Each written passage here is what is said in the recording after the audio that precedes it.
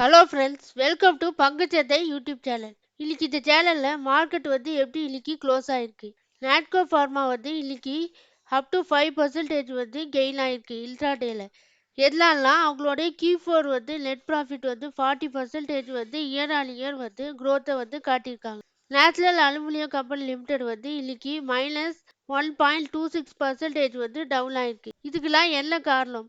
லேட்டஸ்டா Q4 result கொடுத்த கம்பெனியோட டேட்டாவை பார்க்கலாம். அடுத்ததா ஷேர் மார்க்கெட் பிகினர்ஸ்க்கு ஒரு டிப்ஸ் ஒன்று சொல்றேன். அதனால இந்த வீடியோவை எங்கேயுமே ஸ்கிப் பண்ணாம பாருங்க. இப்போ வாங்க வீடியோக்குள்ள போலாம். கடந்த ஒரு வாரமா ரேலி கொடுத்த நம்ம மார்க்கெட் இன்னைக்கு கொஞ்சம் ஆஃப்டர்நூன் மேல கொஞ்சம் டவுன் கொடுத்துட்டு வந்துட்டு இருக்கு. அதனால எல்லாருமே கொஞ்சம் கவனமா ட்ரேட் பண்ணணும்னு நான் சொல்லிக்கிறேன். நிஃப்டி காலையில டே ரேஞ்சில் பார்த்தீங்கன்னா 22,858 இருந்துச்சு காலையில. அதோட ஹை பார்த்தீங்கன்னா நிஃப்டி 50 டே ரேஞ்சில் அதோட லோ பார்த்தீங்கன்னா 22,857. ஹை பார்த்தீங்கன்னா 22,998 வரைக்கும் ஹை போயிருக்கு.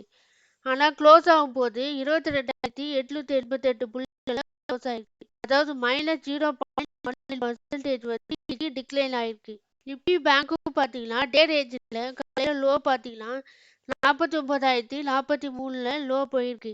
ஹை பார்த்தீங்கன்னா நிஃப்டி பேங்கோட ஹை 49,511 புள்ளிகள்ல தொட்டிருக்கு. க்ளோஸ் ஆகும்போது -0.28% டிக்ளைன் ஆயிருக்கு நிஃப்டி பேங்க். மார்க்கெட் க்ளோசிங் டேட்டால இன்னைக்கு ஓவராலா கொஞ்சம் டவுன்ல கொடுத்துட்டு வந்துட்டு இருக்கு. நிஃப்டி 50 பார்த்தீங்கன்னா -0.19% டிக்ளைன் ஆயிருக்கு. சென்செக்ஸ் -0.29% டிக்ளைன் ஆயிருக்கு. Nifty bank 0.28%. Nifty bank -0.28% decline ஆயிருக்கு. நிஃப்டி ஐடி -0.34%.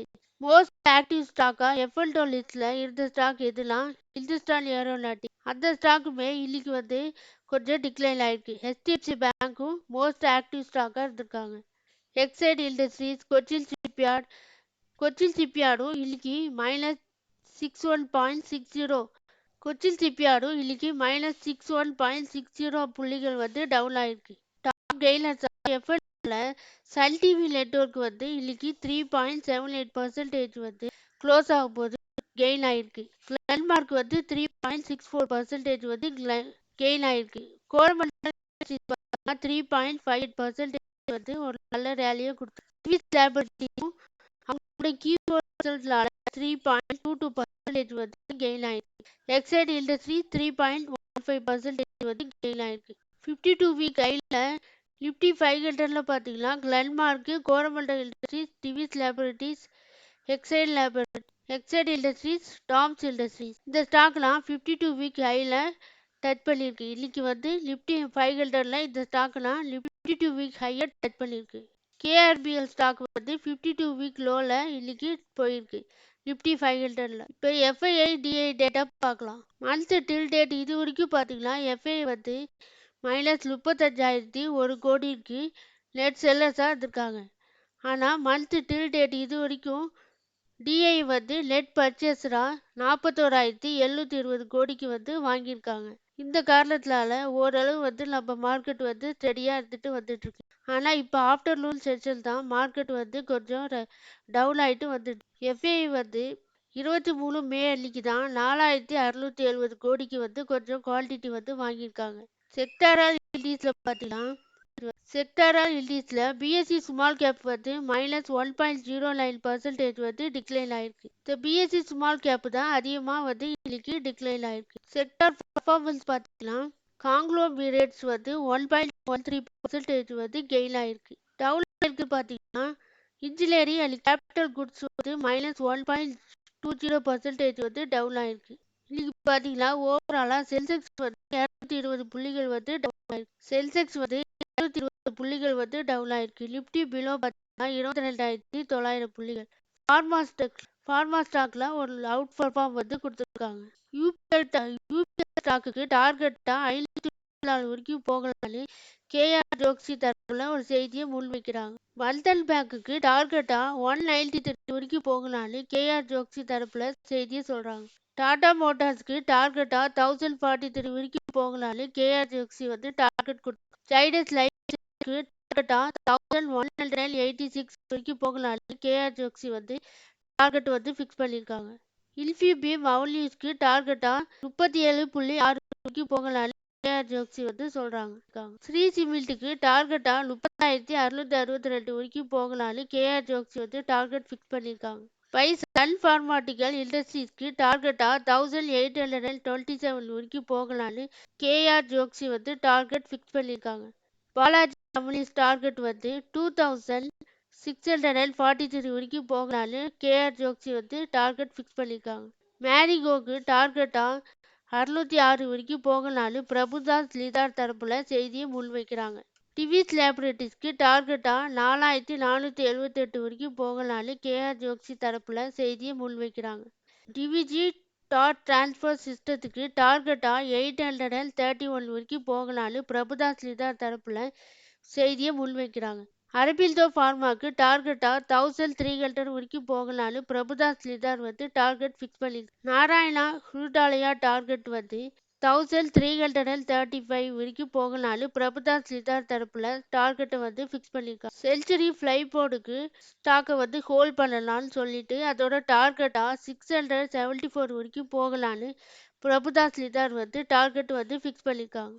டாம்ஸ் இண்டஸ்ட்ரீஸ் வந்து இந்த ஸ்டாக் வந்து அதோட ஆல் டைம் ஹையை வந்து டச் பண்ணியிருக்கு. அதில் எதனாலனா அவங்களோட Q4 ரிசல்ட் வந்து ஸ்ட்ராங்காக கொடுத்துருக்கிறதுனால இந்த காரணத்தினால இந்த ஸ்டாக் வந்து ஒரு ஆல் டைம் ஹையை டச் பண்ணியிருக்கு. கிறிஸ்டல் இன்டகிரேட்டட் சர்வீசஸ் வந்து ஸ்டாக் வந்து ஒரு 5% வந்து கெயின் ஆயிருக்கு. அதுக்கு அவங்களோட Q4 ரிசல்ட்னால அப்படின்னு ஒரு செய்தியை சொல்கிறாங்க. அது இல்லாமல் இந்த ஸ்டாக் வந்து ஒரு ஜெட்டு வேகத்தில் 200% வந்து இயர் வந்து க்ரோத் ஆகிருக்கதா ஒரு செய்தியை சொல்கிறாங்க.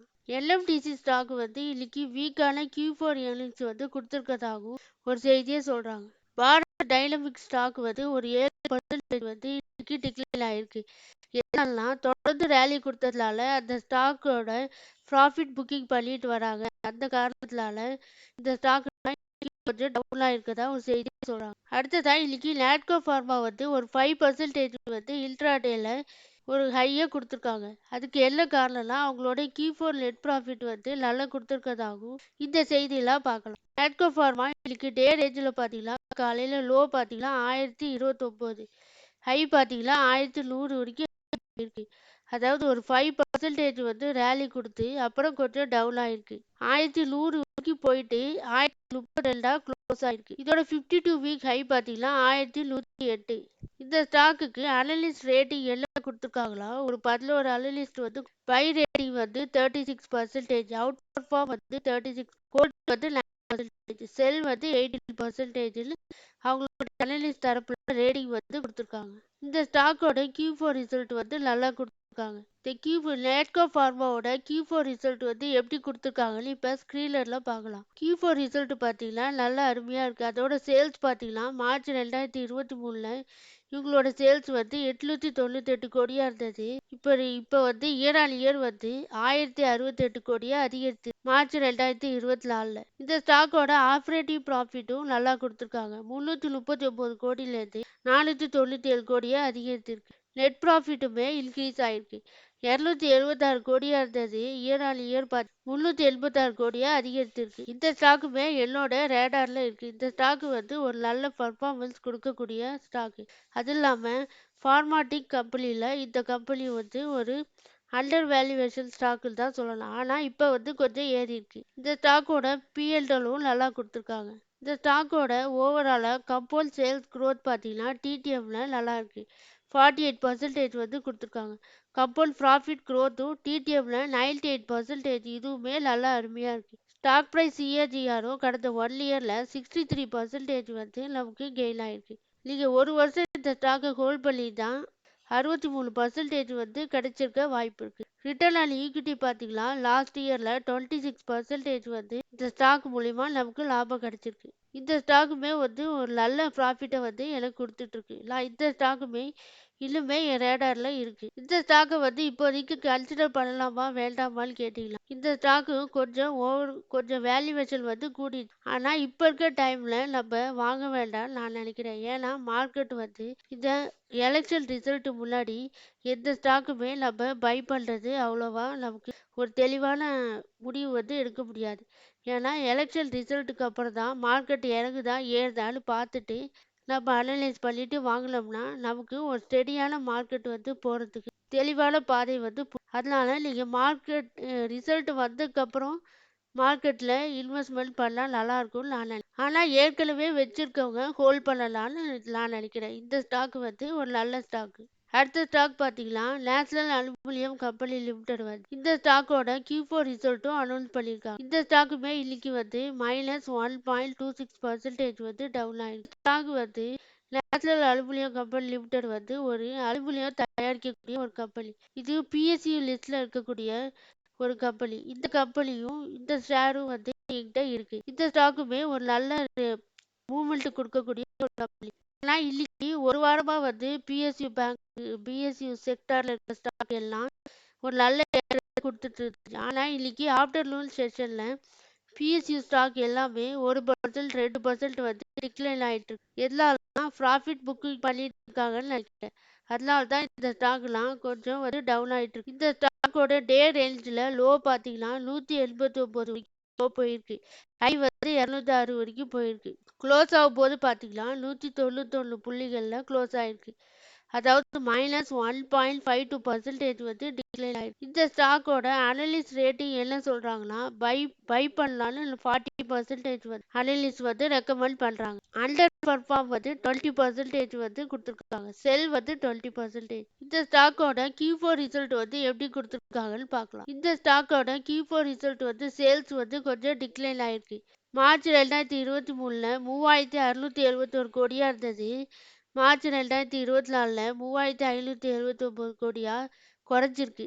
ஆப்ரேட்டிவ் ப்ராஃபிட்டும் ஆனால் நல்லா இருக்கு. மார்ச் 2023ல 767 கோடியா இருந்தது பார்த்தீங்களா, மார்ச் 2024ல 1108 கோடியா அதிகரித்து. நெட் ப்ராஃபிட் ஆனால் நல்லா கொடுத்துருக்காங்க. மார்ச் 2020 522 கோடியா இருந்தது. மார்ச் 2024ல 1016 கோடியா அதிகரித்து. இந்த ஸ்டாக்கோட கம்பவுண்ட் சேல்ஸ் growth வந்து -8% வந்து TTMல டிக்ளைன் ஆயிருக்கு. கம்பவுண்ட் ப்ராஃபிட் growth வந்து 14% வந்து கெயின் ஆயிருக்கு. ஸ்டாக் பிரைஸ் CAGR பார்த்தீங்கன்னா 126% வந்து கடந்த 1 இயர்ல ஒரு நல்ல ரேலியை கொடுத்துருக்கு. இந்த ஸ்டாக்குமே என்னோட ரேடார்ல இருக்கு. இந்த ஸ்டாக்கு ஒரு நல்ல மூவ்மெண்ட்டும் கொடுக்கும். நல்ல கெயினை வந்து எங்களுக்கு கொடுத்துட்டு இருக்கு. இன்டர்னல் ஈக்விட்டியும் 13% வந்து இந்த ஷேர் மூலிமா நமக்கு லாபம் கிடைக்கும். அதனால இந்த ஸ்டாக்குலாம் இப்போதைக்கு கன்சிடர் பண்ணலாமா வேண்டாமான்னு கேட்டீங்க. இப்போதைக்கு எந்த ஸ்டாக்குமே நம்ம வந்து இப்போ இருக்க மார்க்கெட் சூழ்நிலையில வாங்க வேணாம்.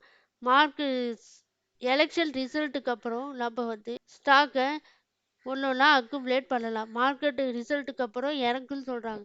அந்த நேரத்தில் வந்து நம்ம ஸ்டாக்கை வந்து அக்குமுலேட் பண்ணலாம். நான் லேட்டஸ்ட்டாக Q4 ரிசல்ட்டு கொடுத்த கம்பெனியோட டேட்டாவை பார்க்கலாம். லேட்டஸ்ட்டாக Q4 ரிசல்ட் கொடுத்த கம்பெனி நேம் ஒன்றா பார்க்கலாம்.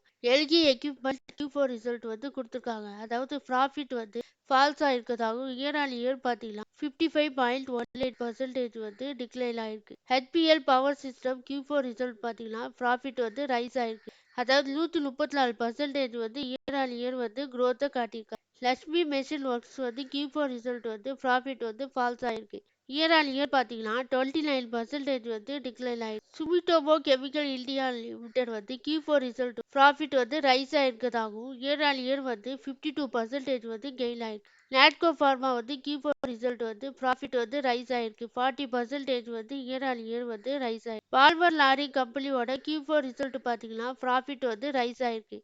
65% வந்து இயர் ஆன் இயர் வந்து ரைஸ் ஆயிருக்கு. Dhunseri tea and industries Q4 result வந்து லாஸ் காட்டியிருக்காங்க. அடுத்ததா ஷேர் மார்க்கெட் பிகினர்ஸுக்கு நான் ஒரு டிப்ஸ் ஒன்று சொல்கிறேன்னு சொல்லி அது என்ன டிப்ஸ்னா இன்னைக்கு வந்து மார்க்கெட் பார்த்தீங்கன்னா நிஃப்டி 50 பார்த்தீங்கன்னா 49,142 புள்ளிகளில் ட்ரேட் ஆயிட்டு இருக்கு. நிஃப்டி 50 பார்த்தீங்கன்னா 22,888 புள்ளிகளில் ட்ரேட். உங்களுக்கு ஒரு 18,000 19,000 இறங்கும் போது அந்த டயத்தில் இன்வெஸ்ட்மெண்ட் பண்ணிட்டு அப்படியே ஒரு வருஷம் 2 வருஷம் வெயிட் பண்ணிட்டு ஒரு 2000 புள்ளிகள் ஏறலோன்னு பல்கா வித்தீங்கன்னா உங்களுக்கு அதிகமா லாபம் கிடைக்க வாய்ப்பு ஸ்டார் வந்து strategy ஃபாலோ பண்ணிக்கலாம். உங்களுக்கு அதிகமா லாபம் கிடைக்க வாய்ப்பு இருக்கு.